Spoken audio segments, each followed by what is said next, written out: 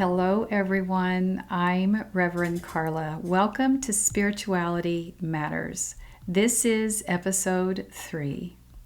Now I invite you to settle in to find that sacred space between here where I am and there where you are. And be reminded that the holy transcends our physical bodies, and our time together is just as sacred and meaningful as if we were sitting beside one another. Okay, let's get started. Today's podcast is titled Facing the Darkness, and this is inspired by the autumn equinox.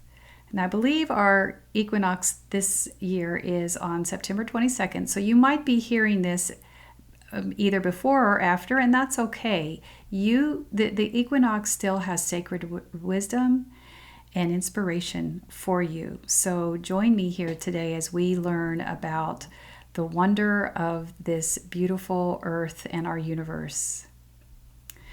So, before pumpkin spice, everything was a thing. And actually, I found it interesting that pumpkin spice is a blend of cinnamon, nutmeg, ginger, cloves, and allspice, which is what makes a pumpkin pie so yummy during the fall.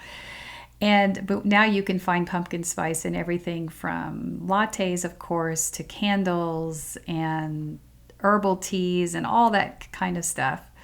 But before pumpkin spice signaled the change of seasons, we used to see the change of season in just the hint of change in the air. It usually starts somewhere in mid-August. So if you're a gardener or you are attuned to the rhythm of nature, you start to notice that things start slowing down. Things stop growing. There's a different smell in the air as the earth starts to welcome back to sleep the harvest. So a lot of times too, you'll start to see every once in a while, just certain leaves will start to pop up on a tree. You might see a beautifully full tree full of green foliage, and then right there in the middle of it, hidden just right there, you can just catch the glimpse of it, is a golden one or an orange one or a red one. And you know that the shift has begun. And you may also have childhood memories of just diving headfirst into a big old pile of leaves. That's some of my favorite fall time memories as a child.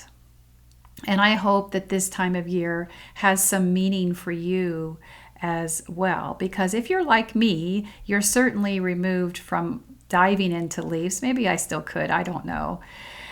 But if not, I hope that there's still sacred memories for you here in the colors, the smells, the slight chill that begins in the air, especially as you first awaken in the morning, and as we start to notice that the light is leaving us sooner at the end of the day.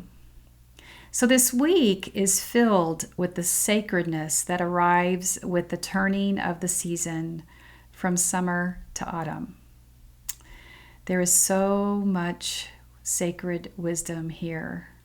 This autumn magic offers it, for it is here for our ancestral wisdom, but also our holy wisdom as we begin to turn toward the darkness. And don't be afraid of going here with me. Some people try to avoid some of these conversations because maybe the darkness to you signals sadness or grief or sorrow.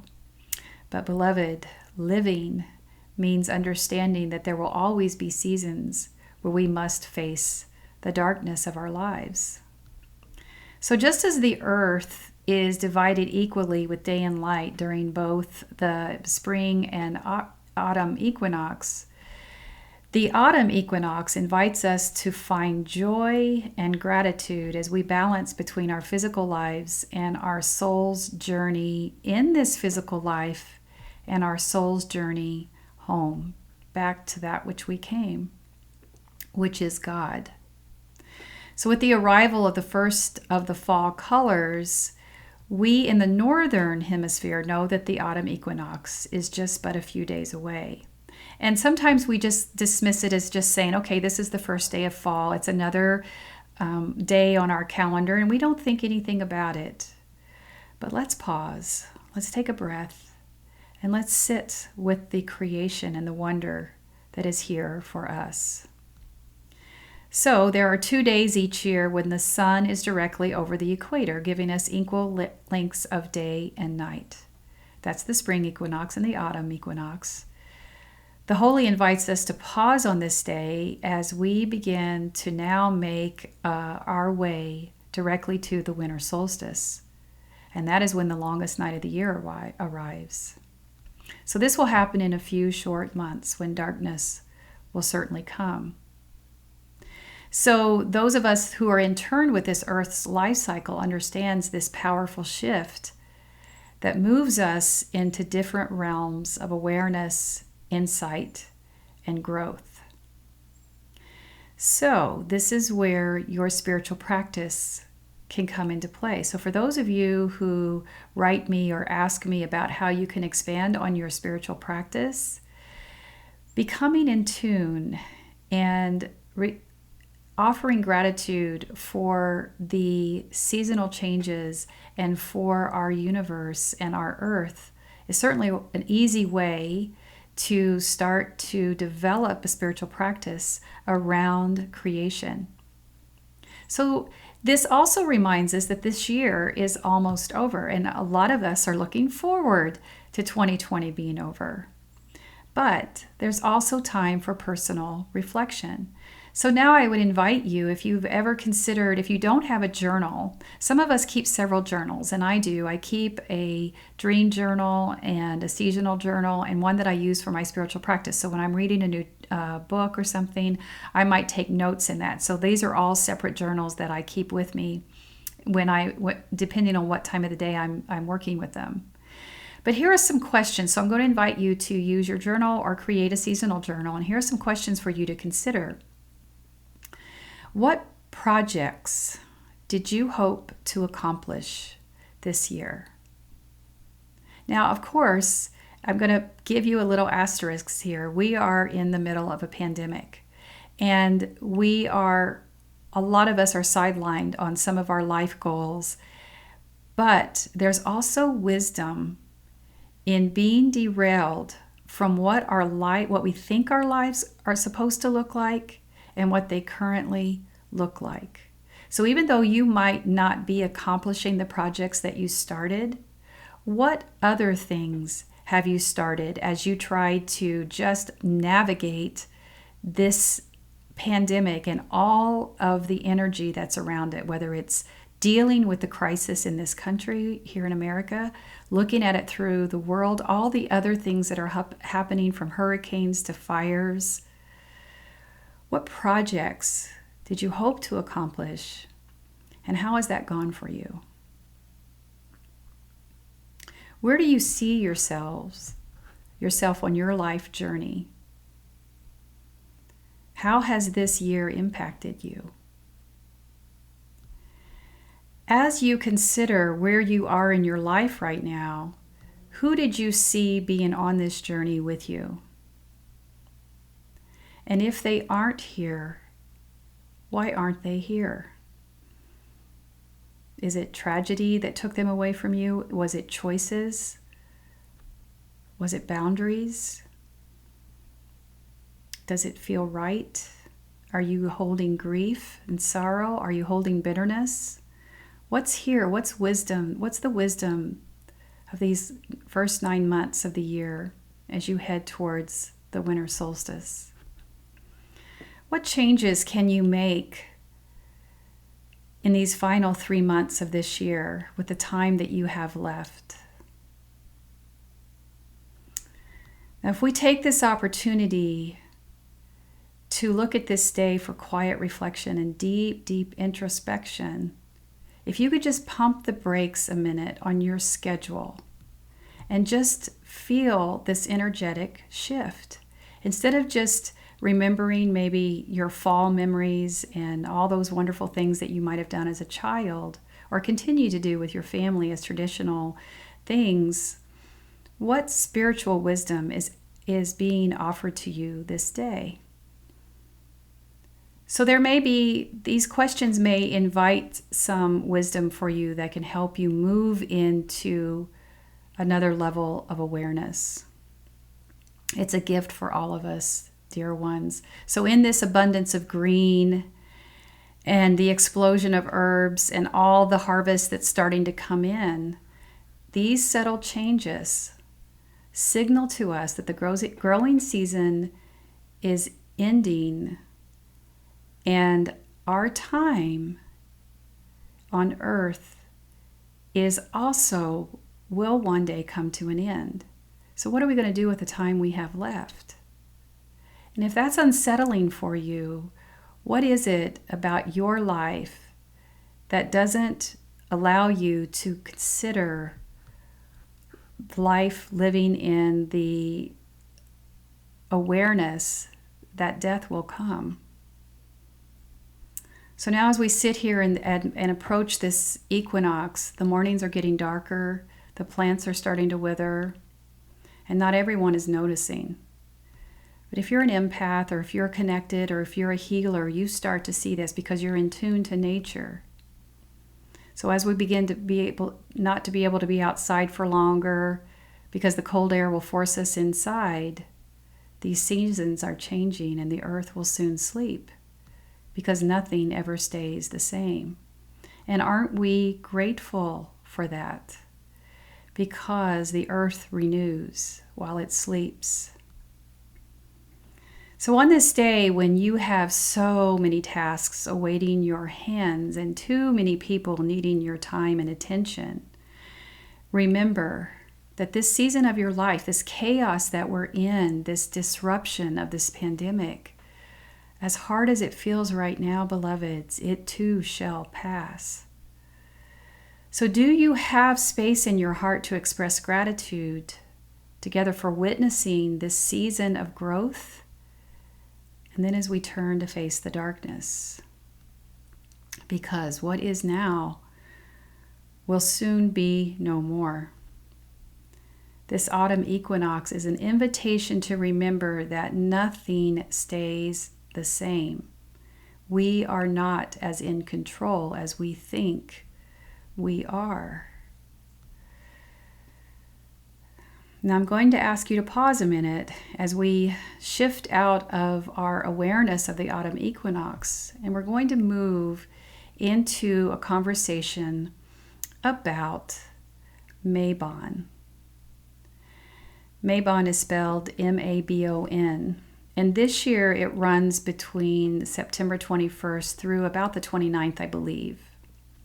And why this is important is because it always falls around the time of the autumn equinox. And what this is a earth-based religion or earth-based tradition or pagan traditions where the harvest and the shifting towards the darkness actually becomes a celebratory time where honored traditions and rituals expand this gratitude and acknowledgement of the harvest of the earth and its bounty and its sustenance, the way it keeps us alive. So this may feel unrecognizable to you because maybe you've never heard of Mabon, or maybe it's uncomfortable, or maybe at some time one of your spiritual beliefs or your religious beliefs told you that it is a sin to look at anything that has pagan origins. Well, let me just tell you something about pagan origins, because many of the pagan origins have been replaced or supplanted by religious traditions. So if you celebrate Christmas, New Year's Day, Easter, Epiphany, Valentine's Day, and even Lent, and there's more, if you just Google Christian holidays with pagan origins, you're going to find them. You are taking part in an event that has pagan origins. So even though you may not have heard it, this is a beautiful sacred time to prepare, to celebrate the harvest and prepare for the darkness. Mabon provides us another opportunity to just reach back in time and find the connections to our past.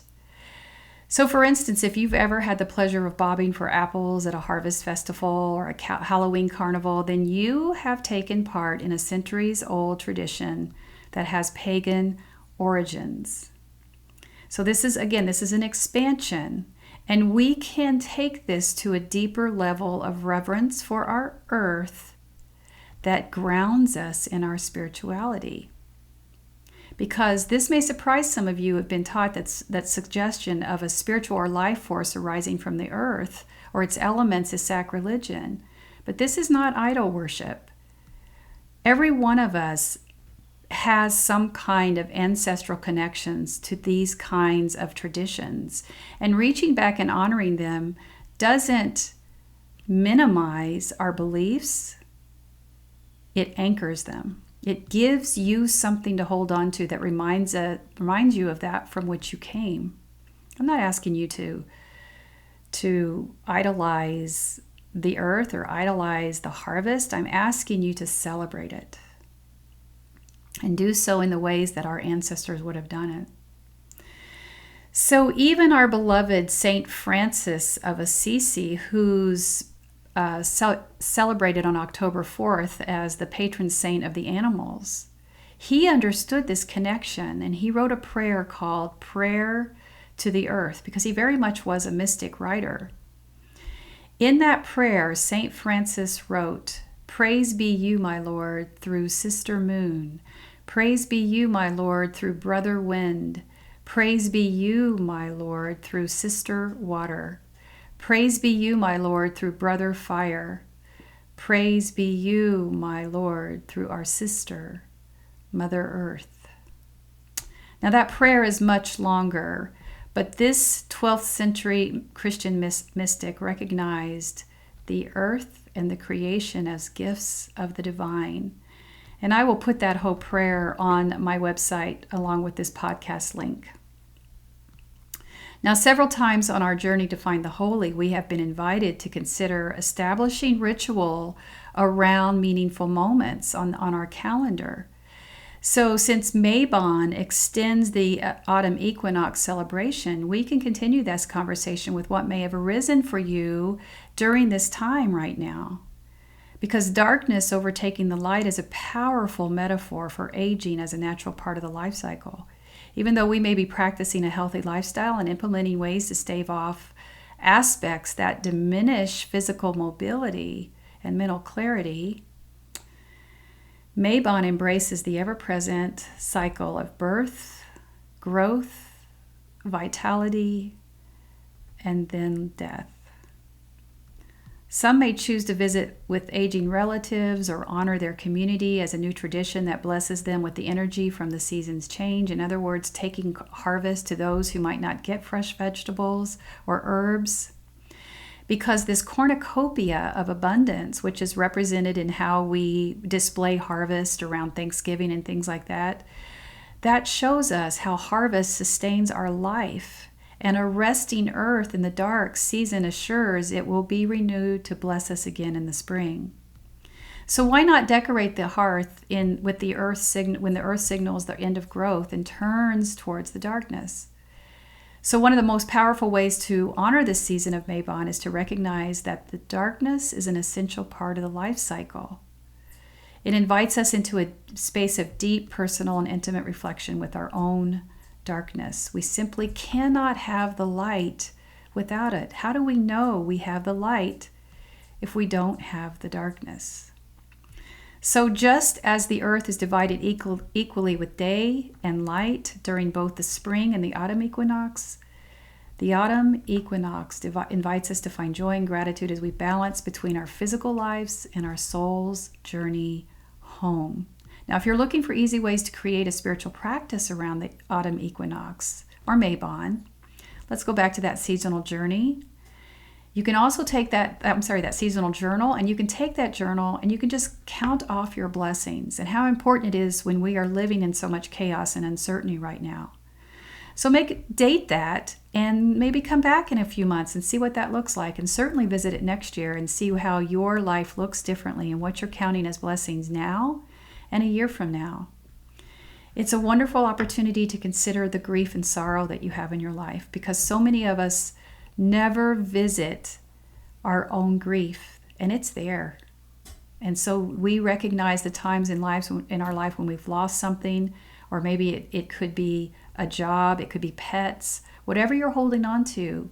Opening up those grief containers to give that, to honor them during this time as our earth turns to face the darkness.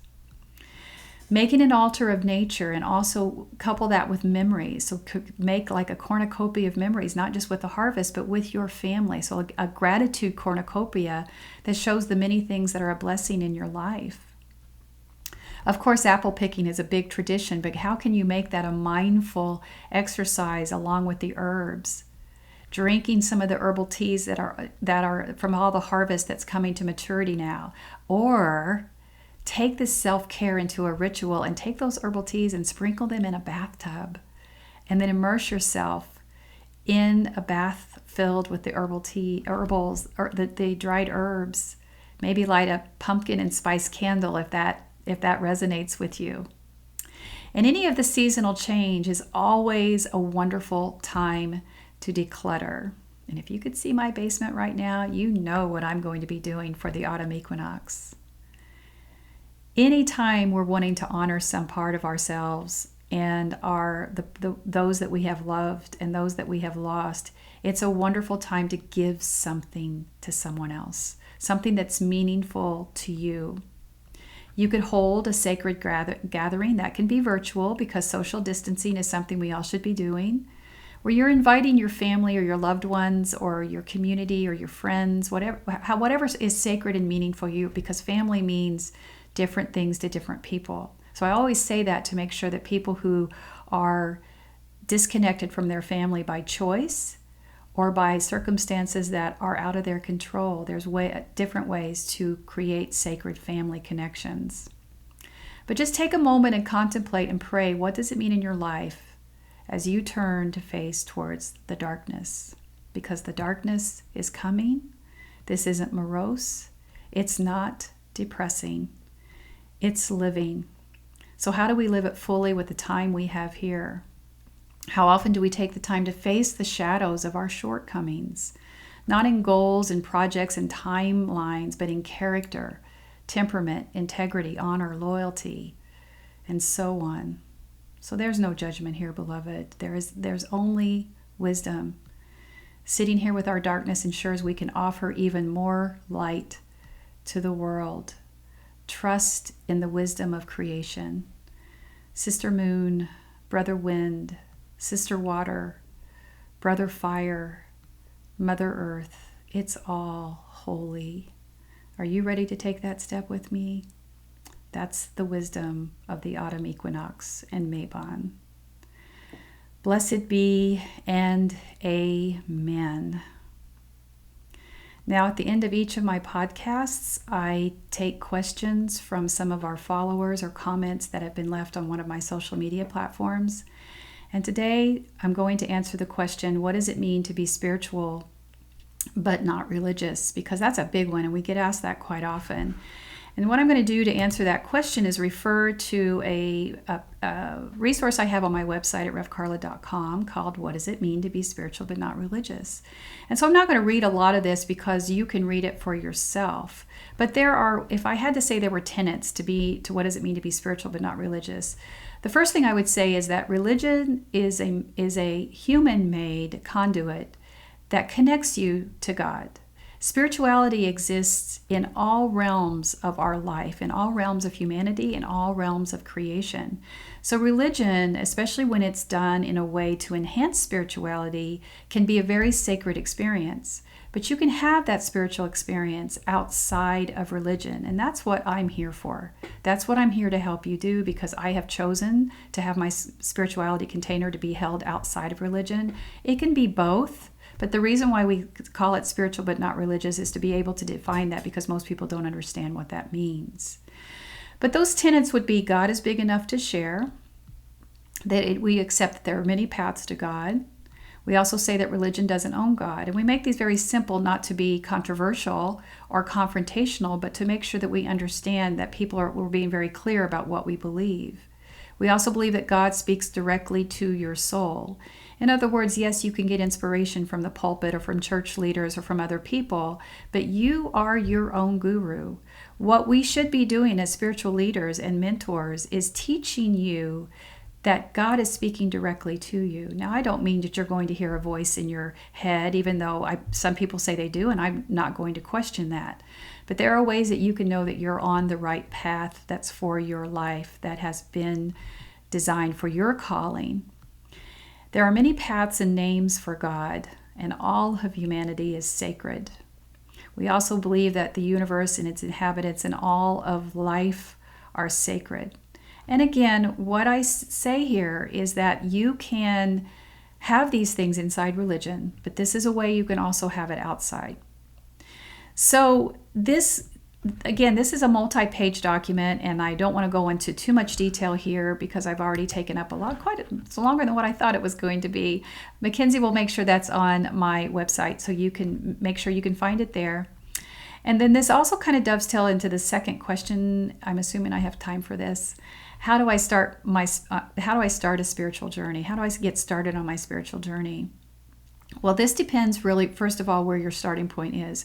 If there is religious trauma, I would invite you to find some time to figure out how you could start to detangle from that and heal from it.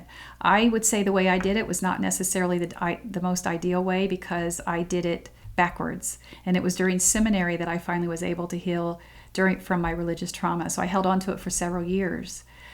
So that's a real important thing. But what I want to say to you, first of all, is trust the journey. You're not going to have a lot of answers, but especially for those of us who've been conditioned to have our spirituality to be contained by someone else, someone giving us a roadmap, someone giving us the how-to, or giving us the instructions from a pulpit. That's not what's going to happen here. So we start to develop practices that give us a place, the sacredness that we need, and the insight and the wisdom and the tools that we need to hear from within. And sometimes that just takes time. That means you need to be patient. You need to have faith. You need to know that there is going to be some detangling, but on the other side of this is peace, wisdom, and joy.